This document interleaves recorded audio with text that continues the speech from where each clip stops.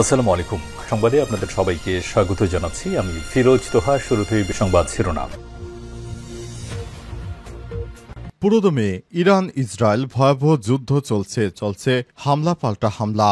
আর এরই মাঝে আমাদের হাতে এসে পৌঁছেছে এই যুদ্ধের সর্বশেষ গুরুত্বপূর্ণ সব থেকে তাজা আপডেট সংবাদ। প্রথমে আপনাদের জানাবো, ইসরায়েলে সরাসরি আঘাত হানে অর্ধশত ইরানি ক্ষেপণাস্ত্র, দেশব্যাপী সাইরেন বাজে 20,000 বার।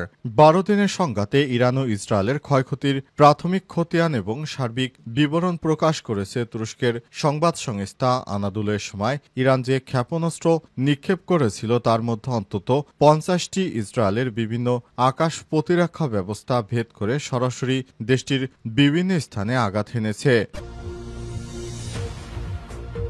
এরপর জানাবো, আগের কোনো প্রেসিডেন্ট এতটা নগ্নভাবে আত্মসমর্পণের কথা বলেনি বললেন খামেনি। ইরানের সর্বোচ্চ ধর্মী নেতা আয়তুল্লাহ আলী খামেনি বলেছেন, যুক্তরাষ্ট্র বহুবার স্পষ্টভাবে জানিয়েছে তাদের চূড়ান্ত লক্ষ্য ছিল ইরানকে আত্মসমর্পণ করতে বলা, কিন্তু ইরান হচ্ছে বীরের জাতি, তারা কখনো যুক্তরাষ্ট্র কিংবা ইহুদিবাদী ইসরায়েলের কথায় আত্মসমর্পণ করবে না।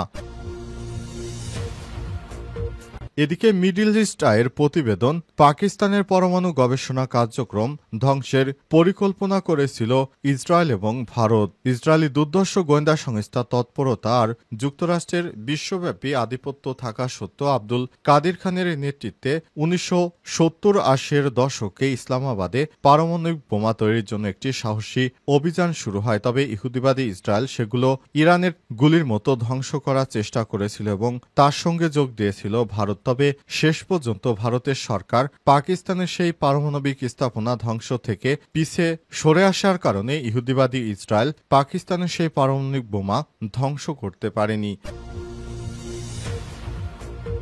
এদিকে 52 বছরের সব থেকে ভয়াবহ পতনের মুখে মার্কিন ডলার ভয়াবহ পতনের মুখে পড়েছে। বছরের প্রথমার্ধ শেষ হতে না হতেই বৈশ্বিক মুদ্রাগুলোর বিপরীতে ডলার সূচক 10% বেশি হারিয়েছে, যা 1973 সালে ফ্লোটিং এক্সচেঞ্জ রেট চালু হওয়ার পর প্রথমার্ধে সব থেকে বড় ধস, খবর রয়টার্সের। এবং সর্বশেষ জানাবো, গুজব রটনাকারীদের বিরুদ্ধে ব্যবস্থা নেবে জাতীয় রাজস্ব বোর্ড এনবিআর। সোশ্যাল মিডিয়ায় সংস্থার চেয়ারম্যান ছাড়াও বিভিন্ন কর্তা ব্যক্তিদের বিরুদ্ধে গুজব ছড়ানোর অভিযোগ এনেছে এনবিআর এর চেয়ারম্যান। তারা জানিয়েছে, একটি বিদেশি নাম্বার ব্যবহার করে তারা এনবিআর এর কর্মকর্তা কর্মচারীদেরকে নিয়ে গুজব ছড়িয়ে তাদের ভিতরে বিভ্রান্তি ছড়িয়ে দেওয়ার চেষ্টা করছে, কারণে কর্মকর্তারা এ ব্যাপারে চূড়ান্ত পদক্ষেপ গ্রহণ করবে। প্রিয় দর্শক, এতক্ষণ শুনছিলেন সংবাদ শিরোনাম, এবারে বিস্তারিত। তবে তার আগে বন্ধুরা, অনুরোধ থাকবে এই সংবাদটিতে একটি লাইক দিন।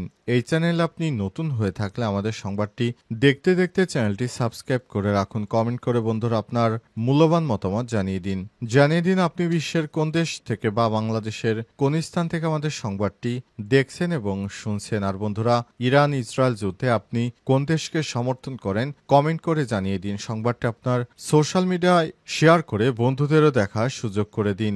এবারে বিস্তারিত।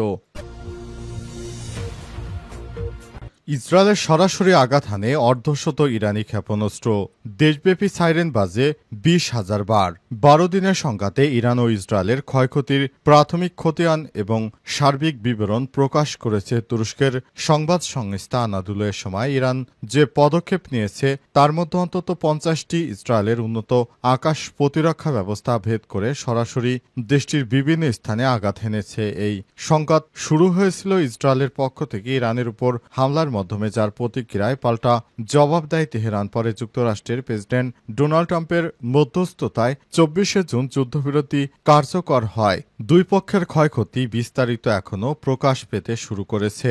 ইসরায়েল এই পুরোপুরি সময় জুড়ে দেশীয় এবং আন্তর্জাতিক গণমাধ্যমের উপর কড়া সেন্সরশিপ আরোপ করে, যার ফলে দেশটির সামরিক এবং নিরাপত্তা স্থাপনায় আঘাত সংক্রান্ত ছবি বা বিস্তারিত তথ্য প্রকাশ বন্ধ রাখা হয়, যার ফলে ইসরায়েলের সামরিক ক্ষয়ক্ষতির প্রকৃত চিত্র এখনও অস্পষ্ট করে রাখা হয়েছে। তেল আবিব ভিত্তিক institute for national security studies জানায়, ইসরায়েলের সেনাবাহিনী, জরুরি সেবা সংস্থা মেগান ডেভিড অ্যাডম এবং স্বাস্থ্য কল্যাণ ও সমাজ কল্যাণ মন্ত্রণালয়ের তথ্য অনুযায়ী ইরান ইসরায়েলের দিকে মোট 591টি ক্ষেপণাস্ত্র নিক্ষেপ করেছে, যার মধ্যে 50টি সরাসরি লক্ষ্যবস্তু ভেদ করে। এছাড়াও ইরান 1050টিরও বেশি ড্রোন পাঠায়, যার মধ্যে 570টি ইসরায়েলের ভূখণ্ডে প্রবেশ করে। তবে শুধু একটি ড্রোনই ইসরায়েলের প্রতিরক্ষা ব্যবস্থা এড়িয়ে যায় বলে দাবি করা হয়। এই হামলা চলাকালীন দেশব্যাপী প্রায় 19,500 বার সাইরেন বাজানো হয় এবং ইসরায়েল দাবি করে যে তারা 85 থেকে 90% ক্ষেপণাস্ত্র এবং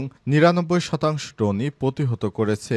ইরানের এই হামলায় ইসরায়েলের 29 জন নিহত এবং 3,491 জন আহত হয়েছে, যাদের মধ্যে অনেকেই আশ্রয় কেন্দ্রে যাওয়ার সময় আহত হন বা মানসিকভাবে বিপর্যস্ত হয়ে পড়েন। লক্ষ্যবস্তু এলাকা থেকে প্রায় 11,000 জনকে সরিয়ে নেওয়া হয় এবং কর্তৃপক্ষের কাছে 38,000-এর বেশি ক্ষয়ক্ষতির অভিযোগ জমা পড়ে। আগের কোনো প্রেসিডেন্ট এতটা নগ্নভাবে আত্মসমর্পণের কথা বলেনি। ইরানের সর্বোচ্চ ধর্মীয় নেতা আয়াতুল্লাহ আলী খামেনি বলেছেন, যুক্তরাষ্ট্র বহুবার স্পষ্টভাবে জানিয়েছে যে তাদের চূড়ান্ত লক্ষ্য ছিল ইরানকে আত্মসমর্পণ করানো। তিনি বলেন, ট্রাম্প সত্যটা প্রকাশ করে দিয়েছেন। তিনি স্পষ্ট করে দিয়েছেন, আমেরিকানরা কেবল তখনই সন্তুষ্ট হবে যখন ইরান পুরোপুরি আত্মসমর্পণ করবে এবং পরাজয় মেনে নেবে। এর বাইরে তাদের আর কিছু চাওয়া নেই। যুদ্ধবিরতির মধ্যে আজ ইরানের সর্বোচ্চ ধর্মীয় নেতা জাতির উদ্দেশ্যে দেওয়া ভাষণে সব কথা বলেছেন। বৃহস্পতিবার 26শে জুন জাতীয় টেলিভিশনে প্রচারিত এটি তার তৃতীয় টেলিভিশন বার্তা। সামাজিক যোগাযোগ মাধ্যমে মার্কিন প্রেসিডেন্ট ডোনাল্ড ট্রাম্পের এক পোস্টের প্রসঙ্গে খামেনি তুলে ধরে বলেছেন, যেখানে ট্রাম্প ইসলামী প্রজাতন্ত্র ইরানের সত্যহীন আত্মসমর্পণ দাবি করেছিলেন। খবর CNN-এর। খামেনি বলেন, 1979 সালে ইসলামী বিপ্লবের পর থেকে ইরানি সরকার ব্যবস্থার সঙ্গে যুক্তরাষ্ট্রের একটি মৌলিক দ্বন্দ্ব চলে আসছে। তিনি অভিযোগ করেছেন, ওয়াশিংটন দীর্ঘদিন ধরে নিজেদের প্রকৃত উদ্দেশ্য গোপন করে বিভিন্ন অজুহাত দেখিয়ে আসছে। কখনো মানবাধিকার, কখনো নারীর অধিকার, কখনো ইউরেনিয়াম সমৃদ্ধকরণ, কখনো পারমাণবিক কর্মসূচির মূল্য ইত্যাদি বিষয়, আবার কখনো ক্ষেপণাস্ত্র উৎপাদনের ইস্যু তুলে ধরা হয়েছে। কিন্তু এই বিবৃতিতে তিনি ট্রাম্প সত্যটা প্রকাশ করেছেন। তিনি নিজের আসল উদ্দেশ্য প্রকাশ করে ফেলেছেন, বলেন খামেনি। আগের কোনো প্রেসিডেন্ট এতটা নগ্নভাবে বলেনি, কারণ কোনো জাতিকে সরাসরি আত্মসমর্পণের কথা বলা অগ্রহণযোগ্য। এটা অবাস্তব এবং অযৌক্তিক। তিনি আরও দাবি করে বলেন, তারা নানা অজুহাত দাঁড় করালেও প্রকৃতপক্ষে তারা চেয়েছিল ইরান আত্মসমর্পণ করুক। কিন্তু ইরান বীরের জাতি, তারা কখনো ইহুদিবাদী ইসরায়েল বা মার্কিন যুক্তরাষ্ট্রের মতো পশ্চিমাদের কাছে কখনোই আত্মসমর্পণ করেনি। ইরান সম্মান নিয়ে বাঁচে। মিডল ইস্ট আইয়ের প্রতিবেদন, পাকিস্তানের পরমাণু গবেষণা কার্যক্রম ধ্বংসের পরিকল্পনা করেছিল ইসরায়েল এবং ভারত। ইসরায়েলি দুর্ধর্ষ গোয়েন্দা সংস্থার তৎপরতা আর যুক্তরাষ্ট্রের বিশ্বব্যাপী আধিপত্য থাকা সত্ত্বেও আব্দুল কাদির খানের নেতৃত্বে 1970 থেকে 80-এর দশকে ইসলামাবাদে পারমাণবিক বোমা তৈরির জন্য একটি সাহসী অভিযান শুরু হয়।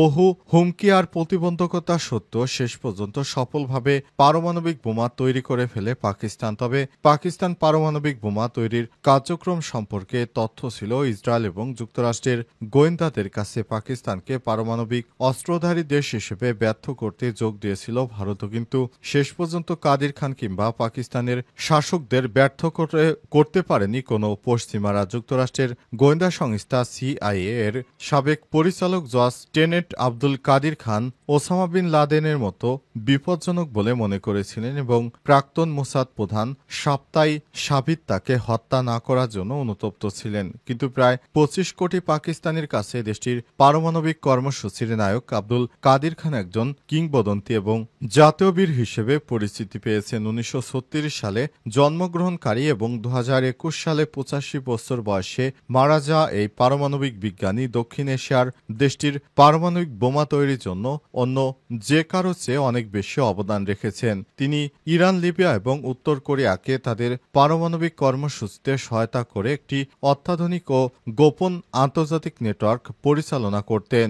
এই দেশগুলোর মধ্যে উত্তর কোরিয়া শেষ পর্যন্ত লোভনীয় সামরিক মর্যাদার প্রতীক অর্জন করতে পেরেছে, কিন্তু লিবিয়া এবং ইরান এখনও এই পথে যেতে পারেনি। পাকিস্তানের অর্জন কোনোভাবেই সহ্য করতে পারেনি ইহুদিবাদী ইসরায়েল। অভিযোগ রয়েছে, পাকিস্তানকে পারমাণবিক শক্তি অর্জন থেকে বিরত রাখার জন্য গুরুত্বপূর্ণ ব্যক্তিদের নাগরিকদের হত্যার চেষ্টা করেছিল দখলদার দেশটি। ১৯৮০-এর দশকে ইসরায়েল ভারতের সহায়তায় পাকিস্তানের পারমাণবিক স্থাপনায় বোমা হামলার পরিকল্পনা করেছিল, যে পরিকল্পনা থেকে ভারত সরকার পরে সরে আসে।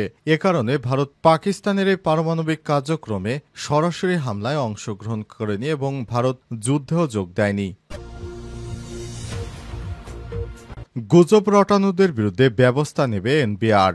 সোশ্যাল মিডিয়ায় সংস্থার চেয়ারম্যান ছাড়াও বিভিন্ন কর্মকর্তাদের সম্পর্কে মিথ্যা গুজব রটানোদের বিরুদ্ধে আইনি ব্যবস্থা নেবে জাতীয় রাজস্ব বোর্ড এনবিআর। বৃহস্পতিবার এনবিআরের জনসংযোগ কর্মকর্তা মোহাম্মদ আলামিন শেখের সই করা এক বিজ্ঞপ্তিতে এই তথ্য নিশ্চিত করা হয়েছে। এতে বলা হয়েছে, এনবিআরের চেয়ারম্যান, ডিজি, সিআইসি, কর, গোয়েন্দা ইউনিটের কমিশনার এবং অন্যান্য ঊর্ধ্বতন কর্মকর্তাদের জড়িয়ে ভুয়া মোবাইলের স্ক্রিনশট তৈরি করে সম্পূর্ণ মিথ্যা তথ্য সংবলিত গুজব কর্মকর্তা কর্মচারীদের মধ্যে ছড়িয়ে দিয়ে বিভ্রান্ত তৈরির চেষ্টা এনবিআরের নজরে এসেছে। অনুসন্ধান থেকে জানা গেছে, বিদেশে নিবন্ধনকৃত একটি ফোন নম্বর ও একটি এআই সফটওয়্যার ব্যবহার করে ভুয়া স্ক্রিনশট তৈরি করে সামাজিক যোগাযোগ মাধ্যমে এমন গুজব ছড়ানো হচ্ছে।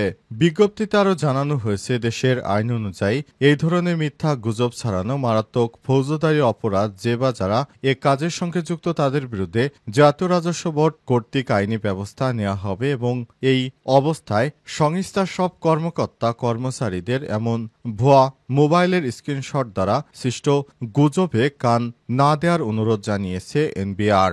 বলা হয়েছে, এনবিআরের কর্মকর্তারা সবসময় দায়িত্বশীল আচরণ করছে। তাদের বিরুদ্ধে যারা গুজব ছড়িয়েছে তাদের বিরুদ্ধে তারা ব্যবস্থা গ্রহণের জন্য তদন্ত শুরু করেছে।